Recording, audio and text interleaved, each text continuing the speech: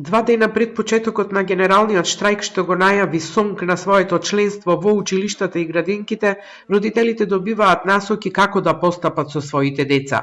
Наставниците ќе дојдат во училиште, но нема да изведуваат настава, туку ќе бидат во просторија определена за нив. На родителите веќе им е соопштено да не ги носат децата во школо, а оние ученици кои ќе дојдат ќе бидат згрижени од лица задолжени за тоа.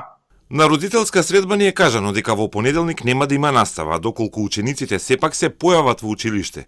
Сите во една просторија ќе бидат згрижени од вработен во службите на училиштето и лице од општината.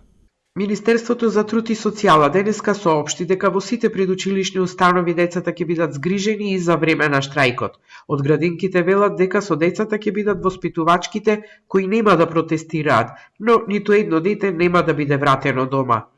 Најавениот штрајк од страна на СОНК во предучилишните установи е за гарантирано право на работниците согласно уставот, а при штрајк вработените се должни да обезбедат непречено згрижување на децата од предучилишна возраст. Синдикатот за образование, наука и култура донесе одлука за генерален штрајк по неколку неуспешни средби и преговори со владата и ресорните министерства за усогласување на платите во образованието со минималната плата на национално ниво. Штрајкот во градинките, основните и средните училишта почнува на 11 април, понеделник, и од СОНК велат дека ќе трае до исполнување на нивните барања.